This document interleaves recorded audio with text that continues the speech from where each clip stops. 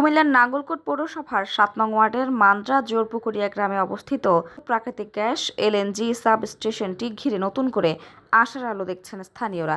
২০২০-২১ অর্থবছরে তৎকালীন আওয়ামী লীগ সরকারের আমলে ঢাকা চট্টগ্রাম সংযোগকারী আন্তর্জাতিক মানের এলএনজি গ্যাস লাইন স্থাপনের সময় মান্দ্রা ও জোরপুকুরিয়া এলাকায় একটি সাব স্টেশন স্থাপন করা হয়। নাঙ্গলকোটবাসীর উদ্দেশ্য ছিল উপজেলাবাসীকে গ্যাস সুবিধার আওতায় আনা। তবে সাবস্টেশন স্থাপন হলেও এখনও পর্যন্ত উপজেলাবাসী এই সুবিধা থেকে বঞ্চিত। স্থানীয়দের প্রত্যাশা, বর্তমান সরকার উদ্যোগ নিলে এই সাবস্টেশন থেকে সমগ্র উপজেলাবাসীকে গ্যাস সংযোগের আওতায় আনা সম্ভব হবে। এতে সাধারণ মানুষের জ্বালানি চাহিদা পূরণ হবে এবং গ্যাসের অতিরিক্ত মূল্য বৃদ্ধির উপরও নিয়ন্ত্রণ আনা সম্ভব হবে। স্থানীয়রা মনে করছেন, বর্তমানে কিছু অসাধু ব্যবসায়ী যেভাবে গ্যাসের মূল্য বৃদ্ধি করছে, সরাসরি গ্যাস সংযোগ চালু হলে তার লাগাম টানা সম্ভব হবে। পৌর কাউন্সিলর সোহাগ হোসেন জানান, তৎকালীন আওয়ামী লীগ সরকারের আমলে Dhaka Chattogram LNG gas line নাঙ্গলকোটের উপর দিয়ে স্থাপন করা হয়।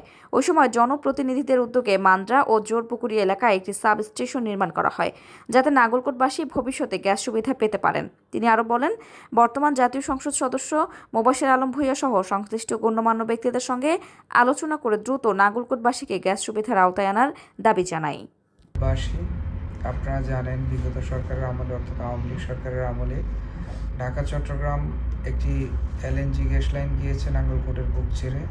আমাদের নাঙ্গলকোট পৌরসভার ৭ নং ওয়ার্ড তথা আমার গ্রাম মান্দ্রা এবং জোরপুকুরিয়ার মধ্যবর্তী স্থানে একটি এলএনজি গ্যাসের সাবস্টেশন আমরা তখন মাননীয় অর্থমন্ত্রী এবং আমাদের উপজেলা চেয়ারম্যান এবং স্থানীয় নেতৃবৃন্দের মাধ্যমে আমরা এখানে একটি গ্যাস সাবস্টেশন স্থাপন করেছি, যেন নাঙ্গলকোট ভবিষ্যতে গ্যাসের আওতাভুক্ত হয়।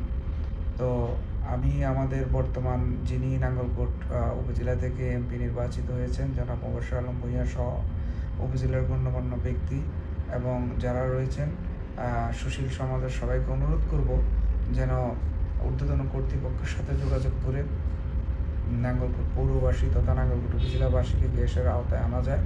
তাহলে ইনশাআল্লাহ আমাদের নাঙ্গলকোটবাসী গ্যাসের আওতাভুক্ত হবে এবং দীর্ঘদিনের যে গ্যাসের যে সমস্যা সেটি দূর হবে।